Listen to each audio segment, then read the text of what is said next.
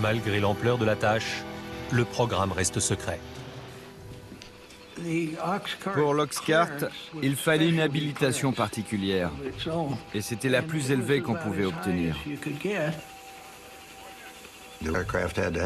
L'avion devait supporter les températures provoquées par la friction de l'air lors des vols atmosphériques à 3200 km/h. L'Oxcart était à 93% en titane, un matériau jamais utilisé pour un avion. Et pour s'en procurer beaucoup, il fallait traiter avec l'Union soviétique. Comment la CIA a-t-elle fait sortir ce matériau du RSS? Pour autant que je sache, c'est toujours secret et je ne sais ni comment elle s'y est prise, ni qui s'en est chargé. Mais on a reçu tout le titane dont on avait besoin.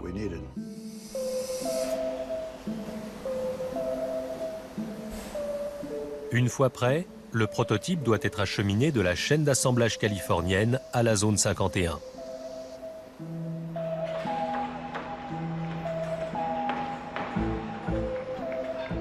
Ce qui était rond voyageait dans un conteneur carré. Et ce qui était carré voyageait dans un conteneur rond.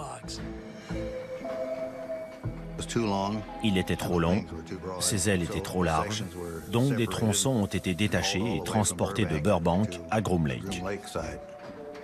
Comme on n'avait pas envie d'envoyer un convoi exceptionnel très large sur une route fréquentée, on faisait ça en toute discrétion, quand il n'y avait personne.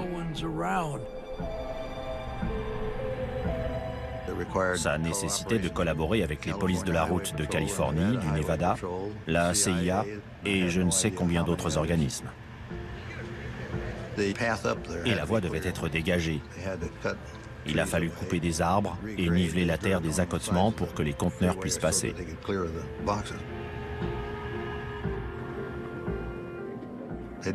Tous ces gens n'avaient pas besoin de savoir ce qu'il y avait dedans, simplement qu'il fallait les protéger et que tout reste secret. Le convoyage jusqu'aux installations de Groom Lake a été une entreprise énorme.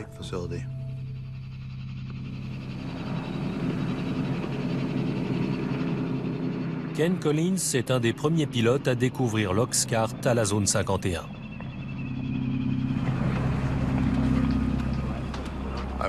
Je suis allé jusqu'à la base et l'officier opération m'a demandé si je voulais voir ce que j'allais piloter.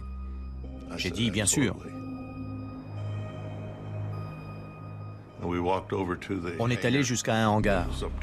Il y avait très peu de lumière. Dans l'ombre, on voyait cet avion effilé, magnifique, étonnant, qui faisait penser à un vaisseau spatial.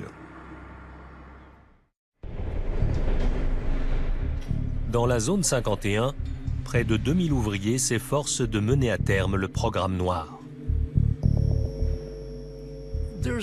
Il y a beaucoup de choses que les gens n'ont vraiment pas besoin de savoir. C'est pour ça que la zone 51 est devenue si mythique. Personne ne sait ce qui s'y passait.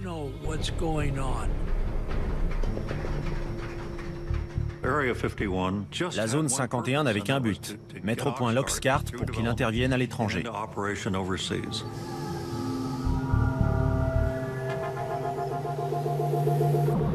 L'essentiel des renseignements concernant ce programme sont restés classifiés pendant des décennies.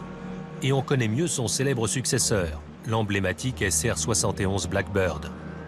Mais aujourd'hui, on commence à en savoir un peu plus sur l'Oxcart.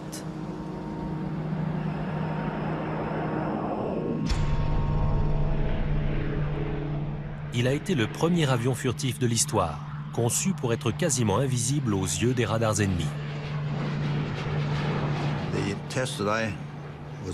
Les essais auxquels j'ai participé consistaient à survoler nos stations radars.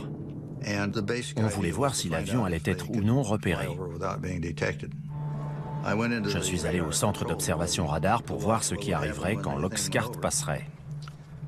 J'étais planté là, personne n'a remarqué grand-chose, et tout à coup, on a eu l'impression qu'une échelle venait de tomber sur le toit. En fait, c'était l'onde de choc due au passage de l'avion. Et personne ne l'avait vu sur les écrans radars. Apparemment, il répondait aux attentes. L'avion peut traverser les États-Unis d'une côte à l'autre en 70 minutes. Mais sa principale raison d'être, c'est l'observation. Ces clichés, pris au-dessus de la Corée du Nord, ont récemment été diffusés pour la première fois par la CIA. Ils soulignent la capacité exceptionnelle de l'Oxcart à photographier des zones au sol depuis une altitude de 27 000 mètres, en volant à 3500 km/h. La caméra qui équipait cet avion, qui volait à Mach 3, avait une résolution de 30 cm. Imaginez un objet au sol sur lequel vous posez un quadrillage avec des carreaux de 30 cm de côté, un peu comme sur du linoléum, avec des carreaux noirs, blancs ou gris. Un objet de 30 cm de côté était reconnaissable, même si on ne voyait pas sa structure interne. Mais en photo, un char d'assaut couvrait des centaines de carreaux, et il était facile à identifier. Mais au plus fort de la guerre froide, les hommes de la zone 51 ne sont pas les seuls à disposer de caméras efficaces. Les Soviétiques avaient entre 4 et 6 poubelles, comme on les appelait.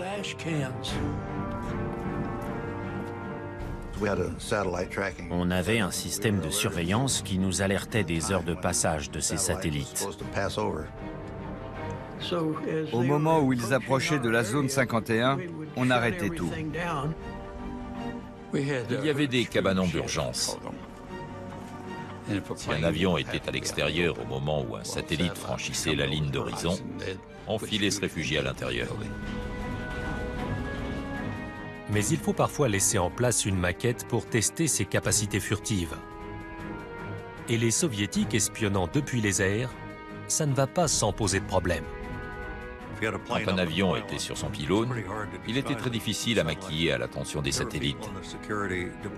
Et la sécurité a pensé qu'on ne devait pas les laisser l'observer. On n'avait pas d'autre solution que de descendre la maquette de son pylône, de la remiser dans le hangar et de la ressortir.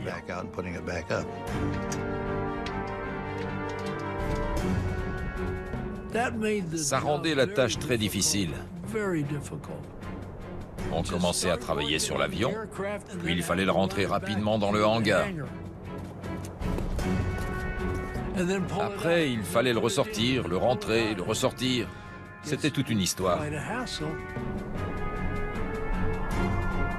Malgré ces efforts, des agents de renseignement découvrent que les Soviétiques ont un dessin de la silhouette de l'avion et qu'ils peuvent le détecter.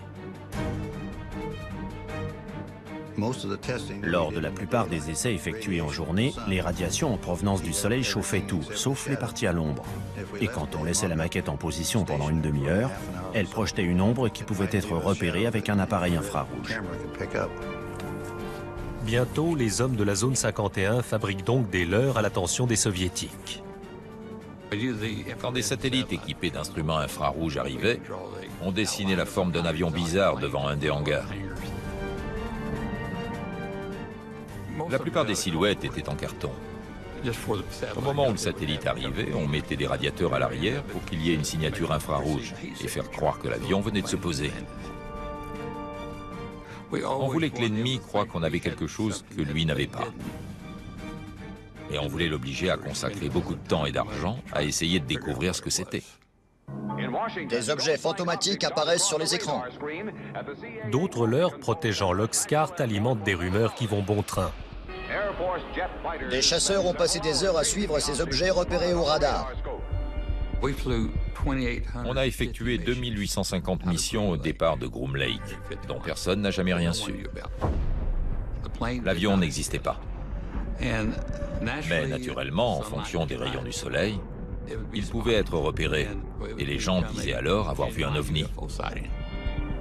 Le chef du renseignement de l'US Air Force a confirmé que ces objets ne sont pas des armes secrètes américaines et répète que l'Air Force doit enquêter. À l'époque, l'Air Force travaillait sur le programme Blue Book, consacré aux observations d'ovnis. Quand elle a ouvert son enquête, elle s'est heurtée à un mur du secret. Elle a appris qu'il s'agissait d'une mission secrète, qu'il fallait inventer une histoire bidon et tout oublier. Nous avons reçu et analysé entre 1000 et 2000 comptes rendus. Les pauvres gars du programme Blue Book allaient devoir inventer quelque chose pour expliquer ces observations. Je respecte l'Air Force, mais certains de ces objets sont d'origine interplanétaire. Les contrôleurs aériens de l'aviation civile américaine ont eu interdiction de signaler ces objets qui volaient si vite, pour ne pas effrayer le public. Les pilotes de ligne étaient des empêcheurs de tourner en rond. Ils voyaient le Blackbird prendre de l'altitude. Ils montaient à 80 000 pieds, alors que les avions civils étaient à 45 000. Et les pilotes appelaient à la radio et se mettaient à hurler.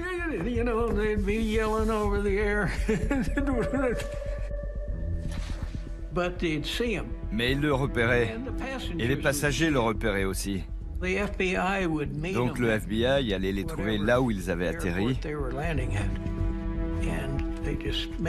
Et on leur faisait signer une déclaration les obligeant à ne pas révéler ce qu'ils avaient vu. Mais quand les événements tournent au drame à la zone 51,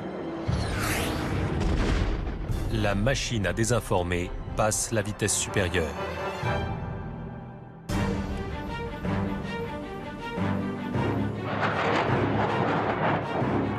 Ce n'est que des dizaines d'années plus tard qu'une mésaventure est finalement révélée. On faisait un essai moteur à basse altitude et à vitesse subsonique, parce qu'on avait du mal à accélérer jusqu'à Mach 3. J'ai pris la direction du nord depuis la zone 51, je suis monté à 25 000 pieds, je suis reparti vers le sud, j'ai rencontré un peu de mauvais temps, et quelque chose n'allait pas. Je perdais de la vitesse, mais l'avion ne le signalait pas. Très vite, le nez s'est levé, l'avion est monté, il s'est retourné et il a commencé à partir en vrille. C'était fichu. Je me suis éjecté et je suis parti vers le bas, puisque je volais à l'envers. Ken a pris la bonne décision. Mais sur le moment, ça me faisait vraiment mal de m'éjecter d'un aussi bon avion.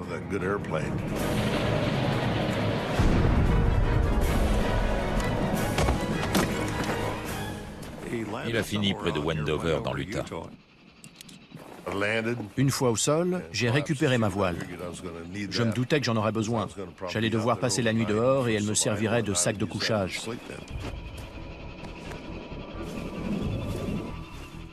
Ma checklist s'était déchirée et j'ai ramassé les pages que je trouvais. Elles étaient toutes classifiées et estampillées du tampon secret. Je crois que je les ai fourrées dans mes poches. Une camionnette brinque-ballait au milieu du désert. Dedans, il y avait 3 types. J'étais étonné de les voir. Ils m'ont dit de monter, qu'ils allaient me ramener à mon avion. Mais j'ai répondu non, parce que c'était un F-105, c'était notre histoire, avec une arme nucléaire à bord. Ils m'ont dit, vous feriez mieux de monter alors, on va pas traîner ici. J'ai grimpé à l'avant et on s'est entassé à 4.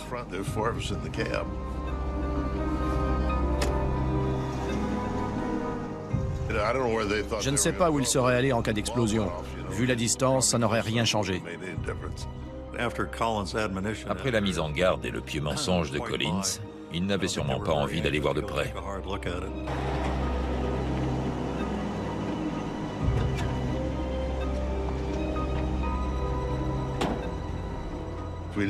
On avait un numéro de téléphone d'urgence. J'ai appelé, je me suis identifié. C'était tout ce que mon interlocuteur avait besoin de savoir. Et j'ai dit où j'étais.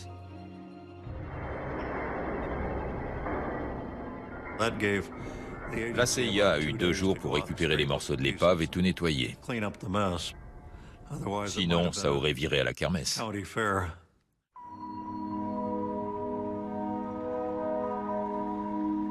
C'est la première fois que des photos montrant les efforts entrepris pour assainir l'endroit sont dévoilées.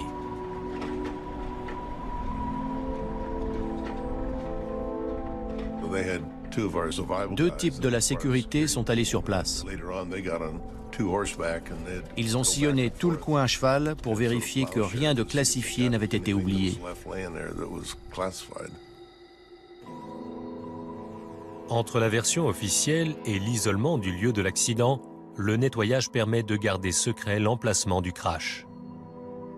Ça a été décrit comme un accident de F-105. Des avions s'écrasent tout le temps à proximité des bases aériennes. Et l'histoire a été oubliée. Une cinquantaine d'années plus tard, l'historien Peter Merlin a découvert le lieu de l'accident que le gouvernement a essayé de faire oublier. On arrive au champ de débris. Dans le cadre du nettoyage des lieux, les gros morceaux ont été découpés au chalumeau et rapatriés à la zone 51 par avion cargo. L'historien a fouillé le désert en s'appuyant sur des documents déclassifiés. Voici une note de service secrète de la CIA. Toutes les traces de 123 ont été transportées depuis le lieu de l'accident. Mais il reste toujours quelque chose sur le lieu d'un accident. Cette pièce faisait partie de l'aile. A, c'est pour A12, W pour L et 667, c'est le numéro de dessin. Celle-ci vient du poste de pilotage et elle porte le cachet d'inspection. Voilà le cratère laissé par l'impact. Il y a du titane partout. En voilà un gros morceau. Il est épais. Ici, l'arrière du fuselage a percuté le sol. Et de chaque côté, on voit les trous creusés par les moteurs. Il y en a un ici. Je suis au milieu. On observerait la même chose aujourd'hui si un des avions secrets de la zone 51 s'écrasait. Les mêmes mesures de sécurité seraient certainement prises et on nous servirait une histoire bidon.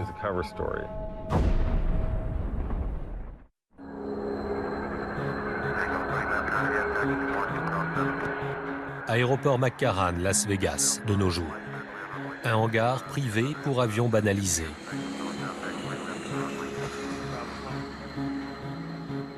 Chaque jour de la semaine, des passagers empruntent la voie des airs pour aller à Groom Lake, comme au temps de l'U-2 et de l'Oxcart.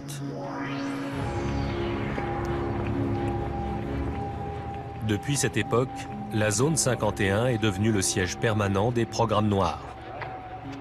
Si on reprend toutes les archives, on constate qu'il n'y a jamais eu de vol à Groom Lake. Il ne faut pas se fier aux apparences.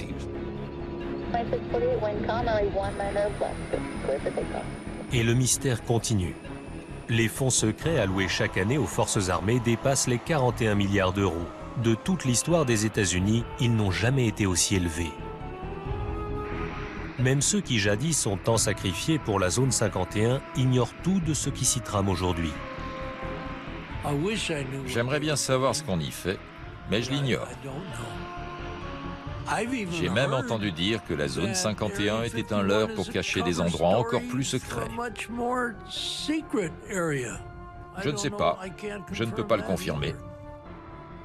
Je n'en ai aucune idée, mais j'aimerais bien savoir. Et le goût du secret continue d'alimenter les rumeurs. Souvent, on ignore si une situation est vraie ou fausse. Il y a eu beaucoup de désinformation, mais elle a été alimentée par la curiosité naturelle des gens. Quand on ne sait pas ce qui se passe, on a envie de le découvrir. Et les spéculations les plus folles contiennent souvent une once de vérité.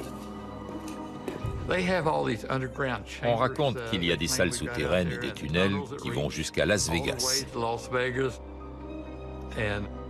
En fait, il n'y a rien de tout ça. Au centre d'essai nucléaire, on s'est effectivement réfugié sous terre, parce qu'en surface, c'était radioactif. Mais pas dans la base. L'autre mythe remonte à ces dernières années. On aurait maîtrisé cette vitesse et cette technologie en faisant de l'ingénierie inverse, avec un vaisseau spatial extraterrestre. C'est une histoire vraie. On a bien fait de l'ingénierie inverse là-bas. Avec un MiG-21 soviétique. On l'a récupéré en 1968. On l'a démonté pour voir comment il avait été fabriqué. On l'a remonté et on l'a fait voler.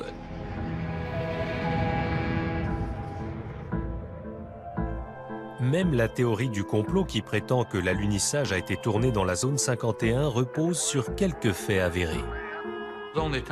Au centre d'essais nucléaires, on a testé la Jeep lunaire qui a été envoyée sur la Lune, tous les équipements de vie.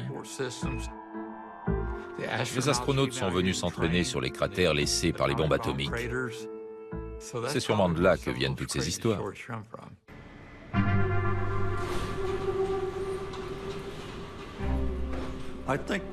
Les gens qui se sont investis dans les programmes Oxcart ou U-2 ont accepté le fait qu'ils ne seraient peut-être jamais rendus publics.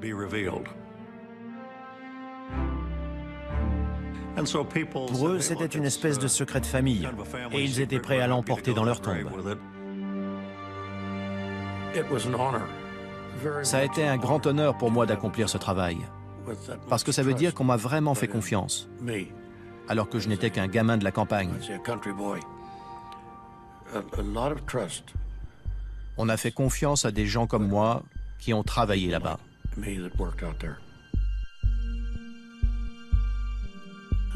Beaucoup y ont consacré leur vie.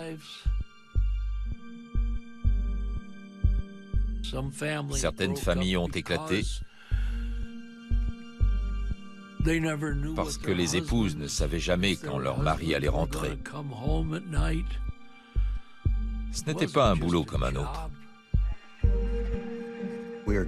On nous a donné des tâches à faire, on y croyait, et on a fait du mieux possible. Et ça s'est bien terminé. Mais lorsqu'on aborde ce qui s'est passé dans la zone 51, la seule chose dont on soit sûr, c'est qu'on ne saura jamais tout. Je ne vous ai dit que 5% de ce qui s'est passé. Je n'ai raconté qu'une partie de l'histoire. Je dois être honnête.